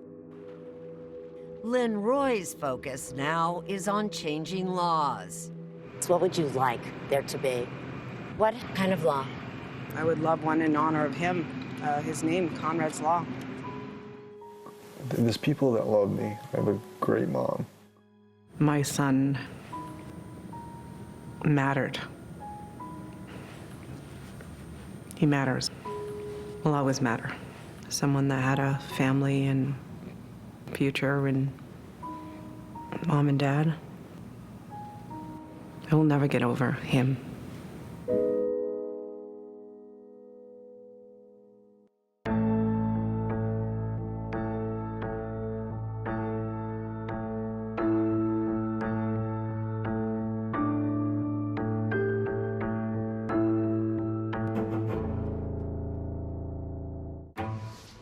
A beautiful ballerina, a troubled marriage, a deadly confrontation. She tells the neighbor, I shot Doug in self-defense. Was she genuinely afraid or just trying to get her way? Underneath those white feathers, she's an evil woman. She's the Black Swan. 48 Hours, Saturday at 10/9 Central on CBS.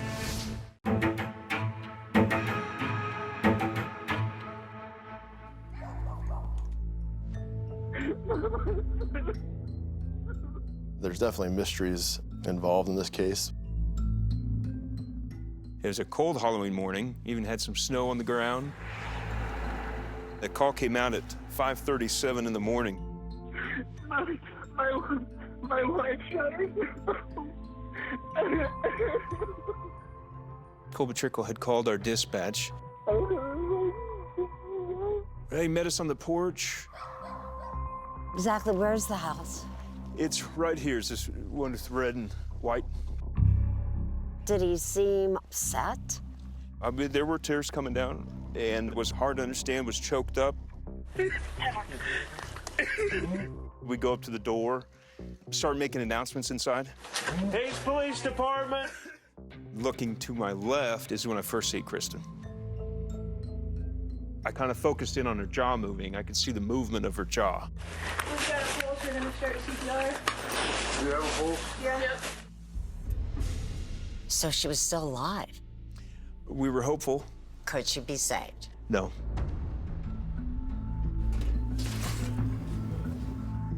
After you did your autopsy, how did you rule on Kristen Trickle's death?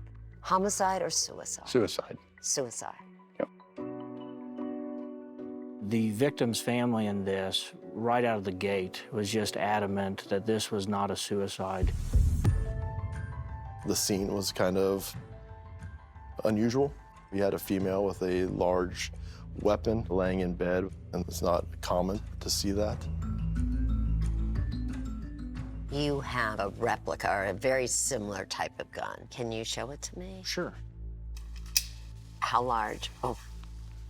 It's pretty hefty, as you can tell. It's a hand cannon. I'm a little surprised. Yeah, it's awkward to maneuver, not something you'd easily turn on yourself.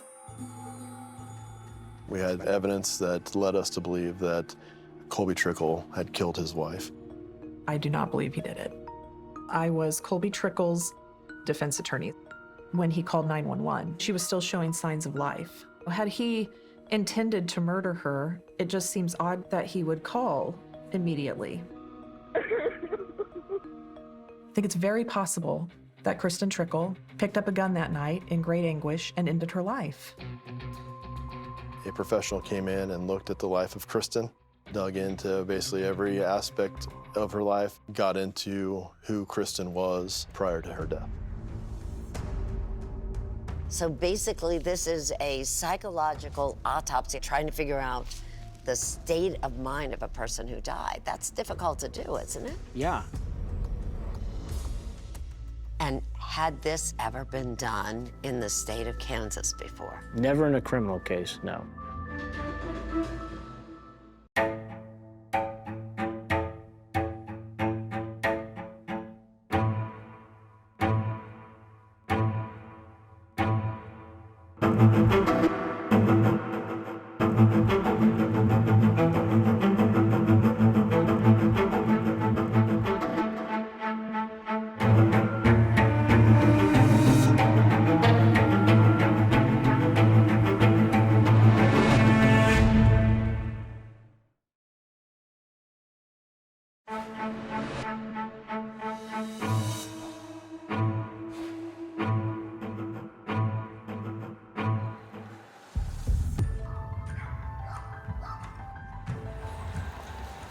Sergeant Brandon Hauptman of the Hayes Police Department vividly remembers the dark, cold Halloween morning as he arrived at Kristen Trickle's home.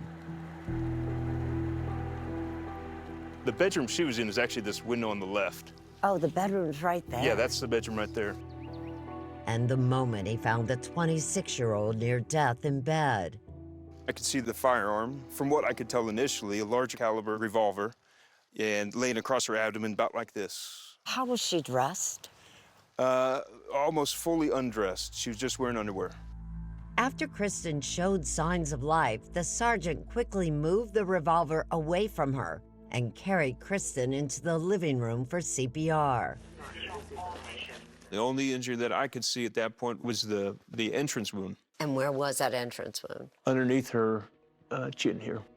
There was nothing the first responders could do for Kristen. I went out to Colby on the porch and told him that she had died. Hello. My name's Brandon Hauptman. I'm the sergeant working today. Hauptman's body camera was only recording audio that day. She died. And I'm so sorry. Are you sure? Are you sure? Sergeant Hauptman says he asked Kristen's husband, Colby, to go to the police station so he could tell investigators what happened. Did he seem to be cooperative? He was, yep. Agreed to go up. We got him some shoes. At the station, Colby said that hours earlier, Kristen had come home from Walmart, where she worked in the gardening center, and the couple had played video games. He went to bed before his wife, he said, and woke up to his ears ringing. And then found Kristen lying next to him with a gunshot wound to her head. I ran up to her, and she was just looking at me. Then what did you do? I ran over to my phone, and I called 911.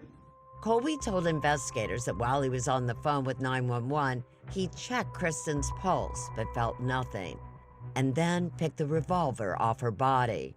Where was the gun at? It was laying by her neck. I pulled it back. What did you do with the gun? For a moment, he says he thought about taking his own life. I started to put bullets in my head. But I was on the phone. They said they were sending people. So I thought maybe they'd help her. While Colby Trickle was still at the station, Kristen's Aunt Delynn and Uncle Brant Rice, a local pastor, found out Kristen had died. I got a call from my mom, and worst phone call ever to get. She said, Kristen's dead. She's been shot. And it was just awful. I said, Mom, that can't be right. That can't be right. That doesn't even make sense. But more baffling was that Colby had said Kristen's death was a suicide. What did you tell investigators initially? We just don't think she would do this? Oh, 100%. I said, there's no way of all the people I know in this world, the last person that I would ever think would take their own life would be Kristen because of the joy she has. It's so out of character to Kristen and how she solves problems. She's not a runner from problems. DeLynn and Brant Wright say Kristen's family and her 2 dogs meant the world to her. The thought of her hurting herself in any way. Or anyone. Or anyone is so foreign. She would never take her life and not tie up loose ends with her family, make sure her dogs had somewhere to go. And they believe they knew her better than just about anyone else. They had watched her grow up. It is hard to find a photograph she is not smiling just fully. She had had that smile even though DeLynn and Brant say Kristen had a tough childhood. Her mother left her and her father when Kristen was 2 years old. When she was 17, Kristen moved in with her aunt and uncle and their 3 kids. DeLynn and Brant say she thrived.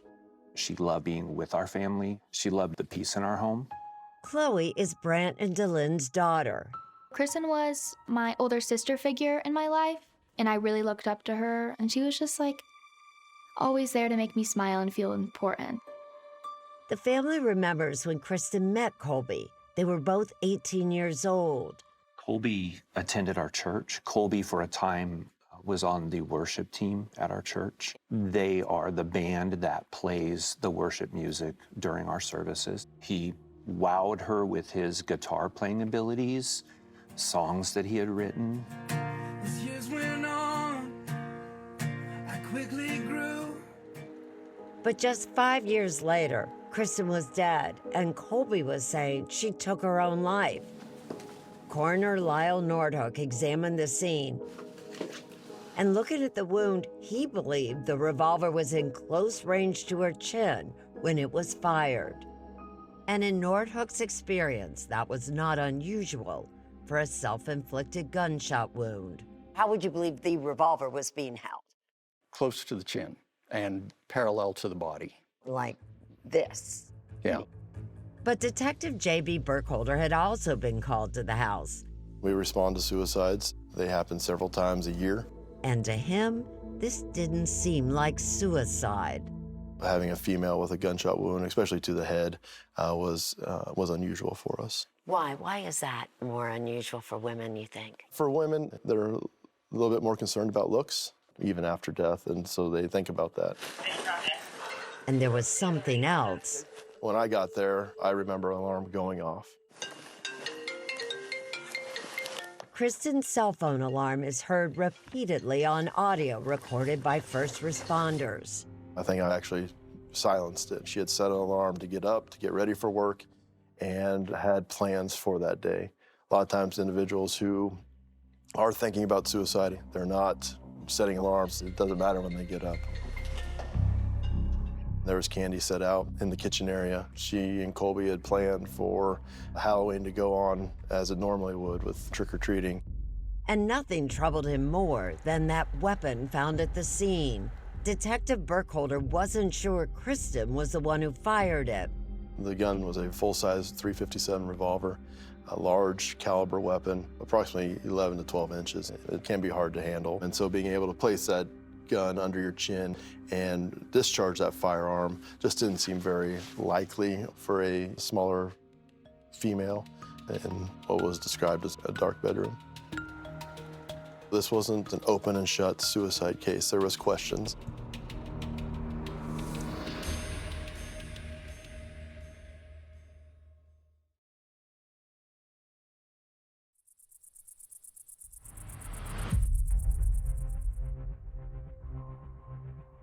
After his wife Kristen died in the early morning hours on Halloween, Colby Trickle spoke with investigators for more than 11 hours. Hello. What's your name? Colby. Colby? Yes, ma'am. I'm so sorry for it. He was asked over and over again to recount the events of the night before. Do you guys have any fights, anything like that yesterday? No. Colby also told investigators about his job with the U.S. military as part of human intelligence. There's some interesting places they send you with being intel. But they sent me to Middle East and they sent me down into Central America. Sounds like some movie stuff right there. First impressions of Colby Trickle is that he was a guy who was in the military. He had I guess a decorated past of overseas tours. And then also Colby Trickle was a guy who loved his wife. But Detective J.B. Burkholder says he had questions about Colby's account of the morning Kristen died. After finding Kristen, Colby says he called 911, and as he later told police, he picked up the gun and thought about ending his life. What troubled Burkholder is where Colby put the gun after he changed his mind, back on Kristen's stomach.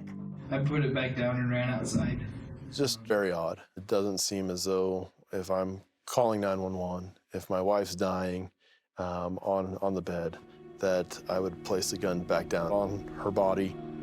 Colby was asked if there was any life insurance on Kristen. I have some on me from military, but that's it. No insurance on Kristen, he said. And then was asked if he had anything to do with Kristen's death. Did you in fact kill her? No. Colby left the police station that day, but first responder Sergeant Hauptman was increasingly suspicious about Colby's actions at the scene. He wondered why Colby didn't demand to be by Kristen's side as they tried to save her life. Your wife's inside, and here she is, bleeding out, dying, and you're on the porch. While first responders were administering CPR, Colby was chatting with officers about video games. That conversation was recorded by a police body cam. What kind of games do you guys like to play? Counter-Strike? Everything from Call of Duty to Minecraft. That day, as investigators got a search warrant for Colby's cell phone, an autopsy for Kristen Trickle was underway. At the scene, Coroner Lyle Nordhook, who suspected suicide, had looked for any evidence that someone else was involved, like signs of a struggle. Were there any signs of defensive wounds or any signs that she had fought with anyone before she died? No, there were. Coroner Nordhook says he also examined Kristen's body for signs of past physical abuse. Typically, if there's a series of progressive injuries over a period of time, so you can tell that they've been beating on each other. In this case, I wasn't really seeing that. So I'm going, well, I have to take the husband's statement at word value that he was there and the gun went off and she is dead. Nordhook says 3 days after Kristen's death, based on the information he had at the time, he determined that the manner of death was a suicide. But Kristen's Uncle Brant and Aunt DeLynn say the more they learned about the facts of the case, the more questions they had. When I heard that it was a gun, there's no way. We knew Kristen was scared of guns. Kristen was also very, very private in her body, very modest. When I found out she was not dressed, that was shocking to me. Reflecting on Kristen's relationship with Colby, Brant and DeLynn told authorities that for years they were bothered by what they say was Colby's controlling behavior. If she didn't immediately respond to a text or wasn't able to answer her phone, he would get very frustrated with her. He wanted her at his beck and call. At the time, the Rices say they told Kristen they had serious concerns about Colby. We know that she was not happy with us. I believe that he convinced her that we were against her, and therefore she separated herself somewhat. Kristen decided to marry Colby and eventually moved almost 300 miles away to Kansas City. But life for the couple was difficult, says Brandt. Colby enlisted with the Army Reserve and did odd jobs. Kristen worked at a vet clinic. Money was tight. In early 2019, the couple moved back to the Hayes area, and the Rices say Kristen was coming to their church again.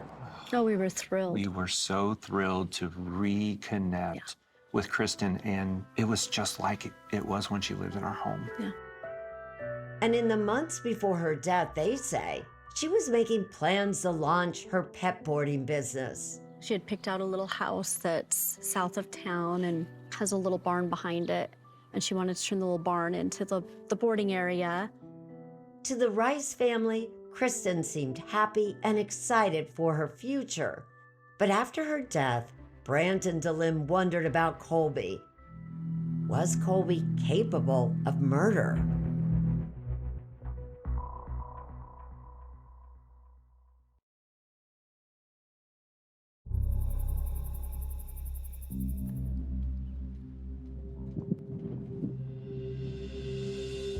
As investigators began digging into Colby's story, they pored over the data in his cell phone. There's several, I guess 2 big aha moments. They discovered Colby had been exchanging flirtatious Snapchat messages with another woman. He had conversations with her, which would be described as a sexting conversation. Also on that cell phone, according to Detective J.B. Burkholder, was evidence that contradicted what Colby had first told investigators when asked about life insurance on his wife. I have some on me from military, but that's it.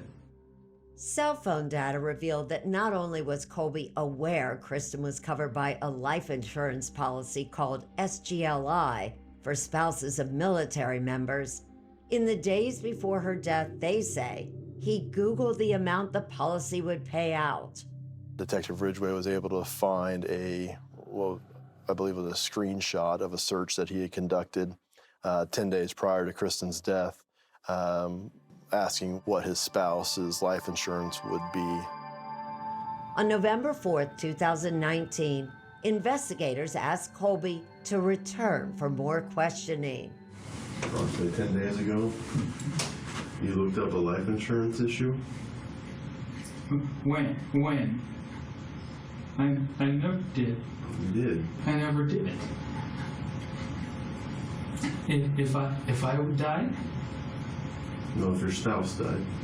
Colby, who agreed to talk without a lawyer, suggested that Kristen might have done the search herself on his phone.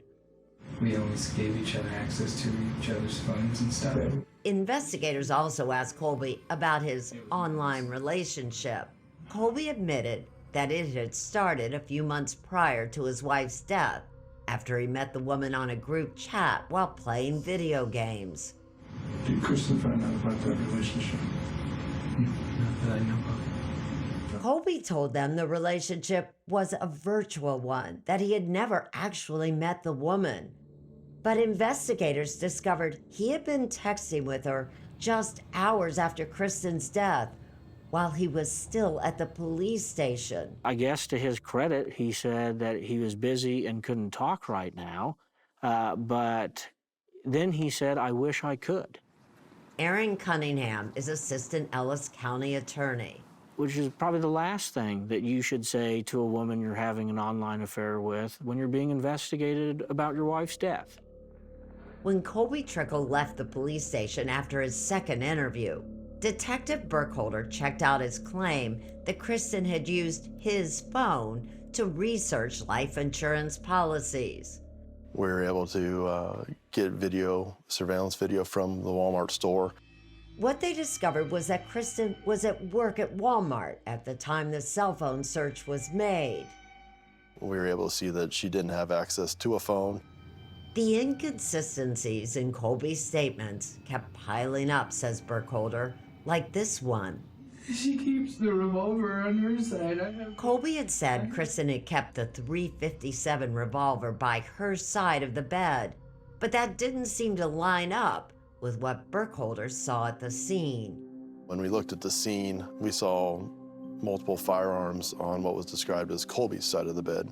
There were also photos of the couple's bedroom found on Colby's phone.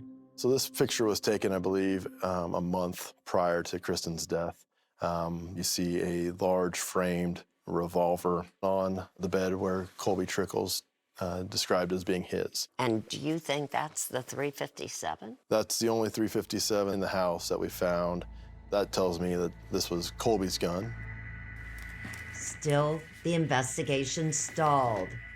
You have all these investigators who are uncovering more and more evidence that there's something really wrong with this case. And you've got the coroner who calls this a suicide. I mean, that's a problem, isn't it? It is and it isn't. And it was initially, wasn't it? Sure. Well, certainly, as far as their ability to investigate as efficiently as they normally would.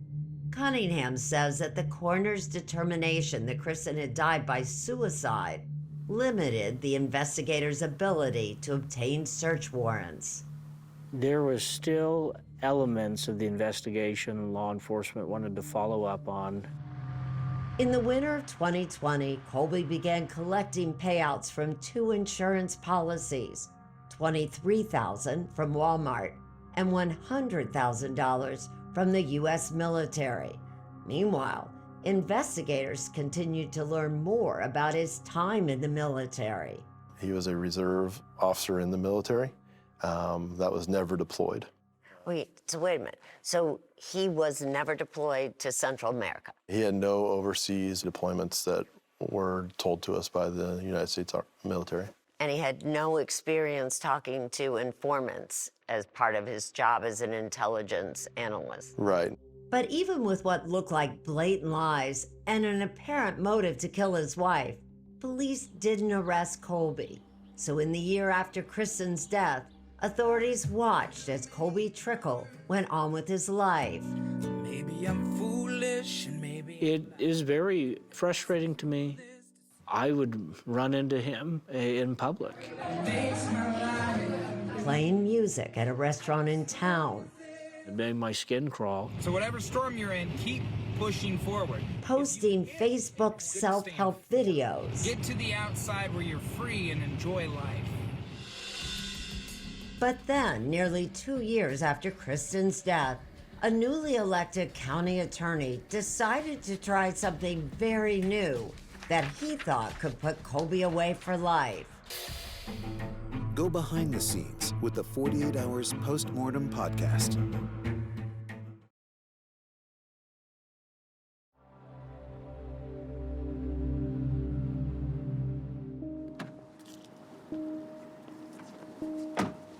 County Attorney Robert Anderson was just days into his new job in January of 2021 when Assistant County Attorney Erin Cunningham and Detective J.B. Burkholder pulled him aside.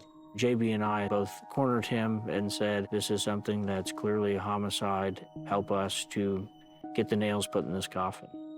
After reviewing the file, Anderson believed that the coroner got it wrong and that this was a homicide. On July 14, 2021, he charged Colby Trickle with the murder of his wife, Kristen.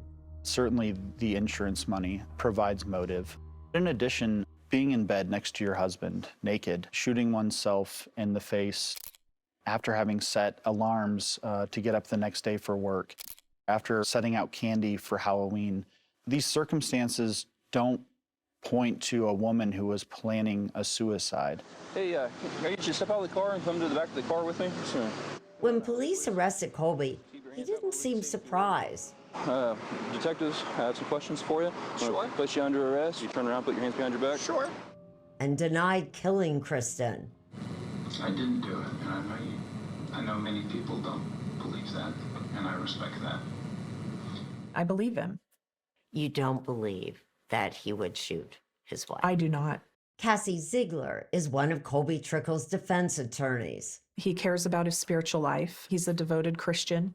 I don't see that in him, this ability to connive and plan all of this.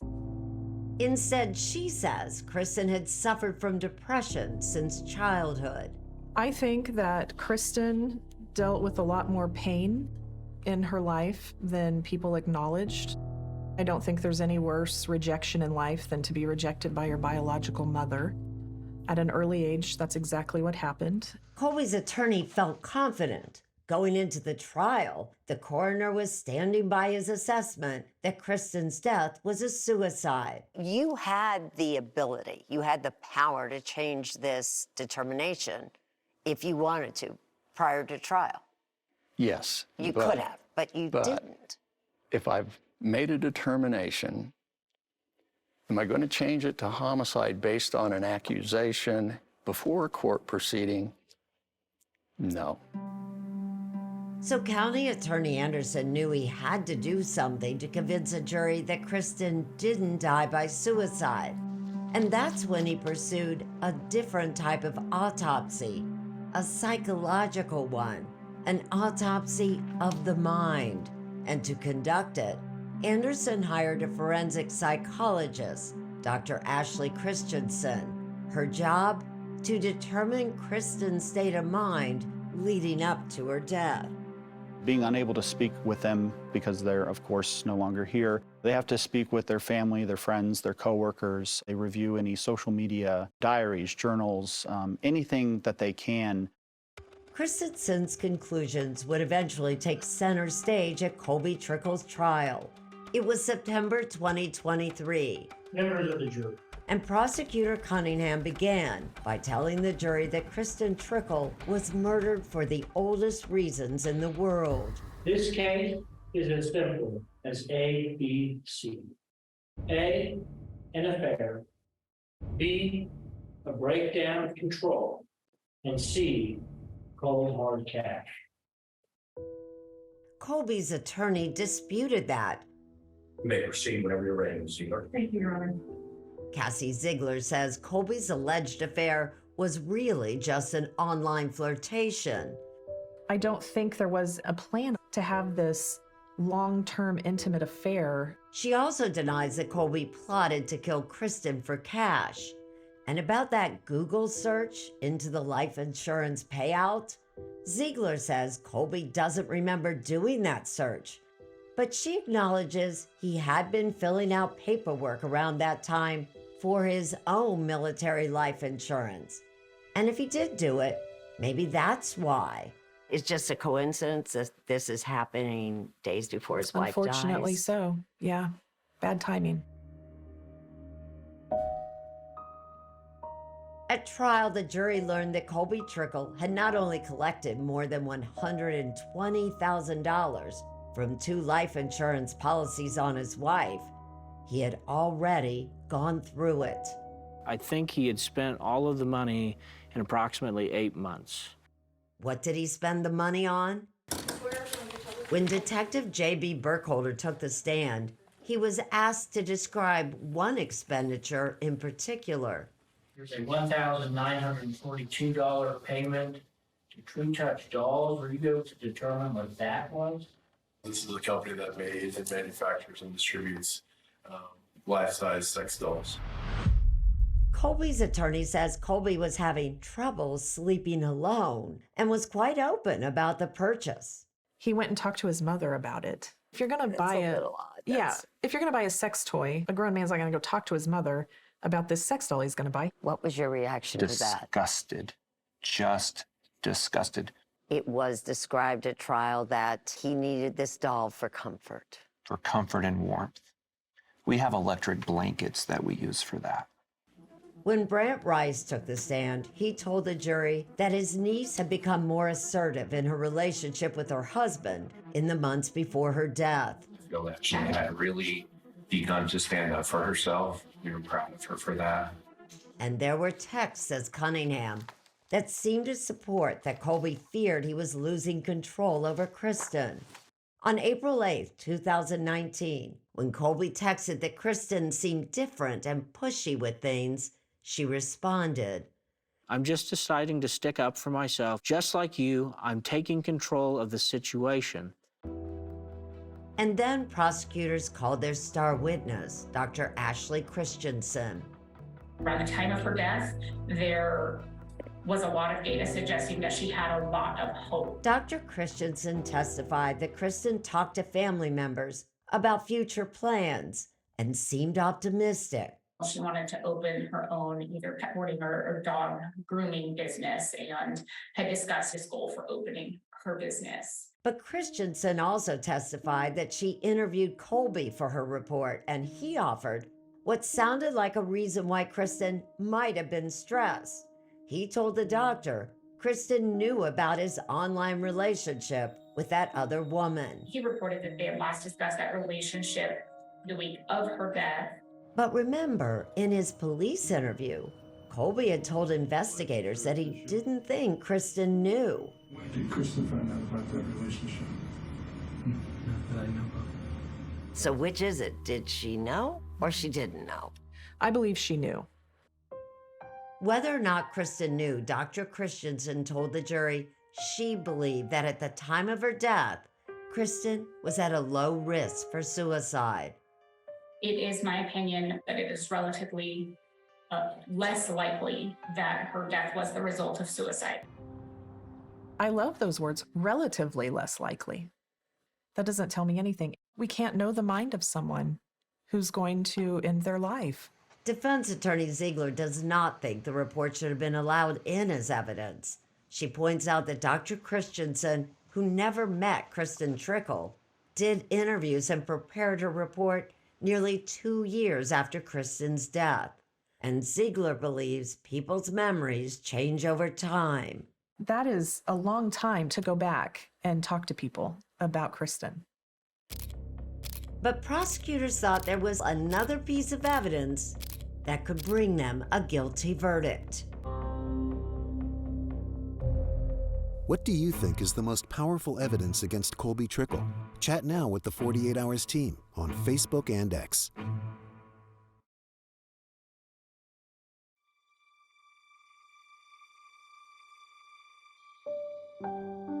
Nearly 4 years have passed since Kristen Trickle died from a gunshot wound to her head.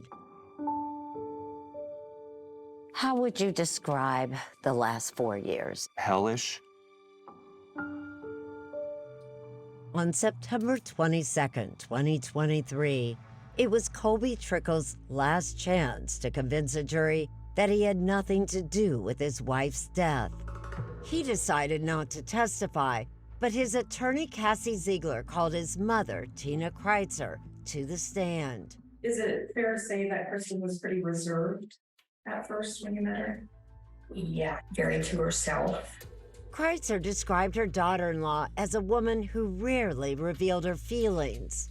Couldn't read her, very emotionless.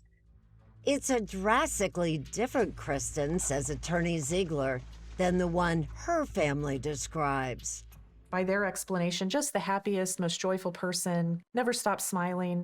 She almost is walking on water. I mean, when the reality is we have no idea how she's really feeling. Now you find out he's having an emotional relationship with someone else online. I can imagine that being the last straw.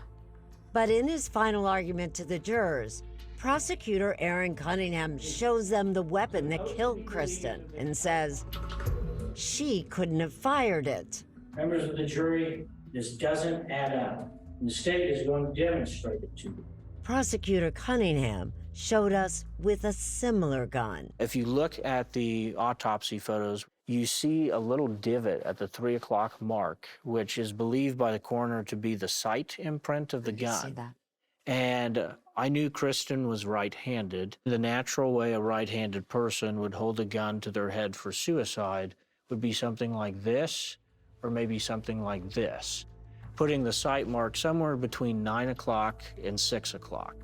So for the sight mark to have wound up over at the 3 o'clock angle would be very unnatural. Cunningham showed us how he believes Colby Trickle shot his wife while she slept next to him. It would be consistent with the placement of the sight mark that he would have grabbed the gun from his nightstand, rolled over in bed, and placed the gun just underneath her chin and pulled the trigger. So if you keep it here, then this then would explain Correct. why it appears on her neck here.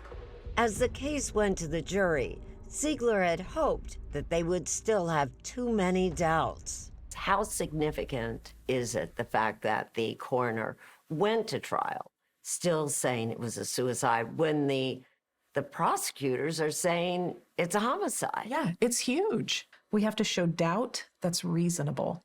And I think there's plenty of that. That's what Kristen's family feared as well. All they have to do is convince one of those 12 that they have a reasonable doubt. What are we going to do if he walks out a free man? They don't have to wait long. Less than 2 hours later, there was a verdict. Count one, we, the jury, find the defendant guilty of premeditated murder in the first degree of Kristen Trickle. Colby Trickle was found guilty for first-degree premeditated murder and interference with law enforcement, falsely reporting information. What do you remember of the verdict? What did you hear? Just feeling like I could breathe. Yeah. Just feeling a breath. The relief for safety for our family. I feel like we got our life back. Yeah. After the verdict, we spoke with coroner Lyle Nordhook, who said he planned to amend Kristen Trickle's death certificate to now read homicide.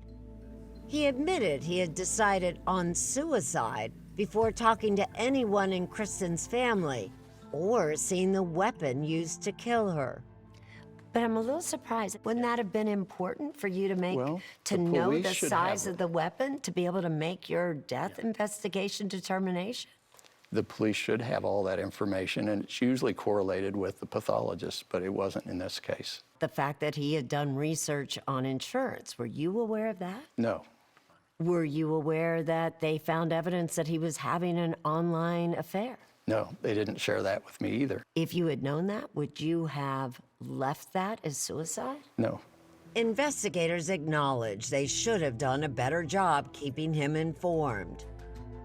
On November 20th, 2023, Colby Trickle returned to court for sentencing, admitting only that he could have been a better husband. Something that I cannot apologize for is harming Kristen that morning, because I cannot apologize for what I didn't do. Regardless of that fact, I still take partial blame for that morning. I always wonder if she would still be here had I been a better husband.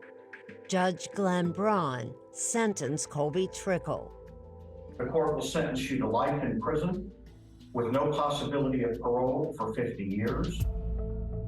With Colby Trickle in prison, the Rices say their family is finally beginning to grieve the young woman gone way too soon. Sometimes I think about how Kristen's cousin Chloe, who grew up with Kristen, wrote a song for her. we'd never say goodbye. How often do you think about Kristen? All the time. Every day. Every day. You know, we drive by that little house. The house where Kristen one day hoped to start her dream business. You call it Kristen's house, Yeah. don't you? Yeah. She had a future. She had found her faith again. When you were with her, you felt loved, a beautiful heart, a gentle, gentle spirit. And she was just an amazing girl. I never had the chance, so now I'm telling you goodbye.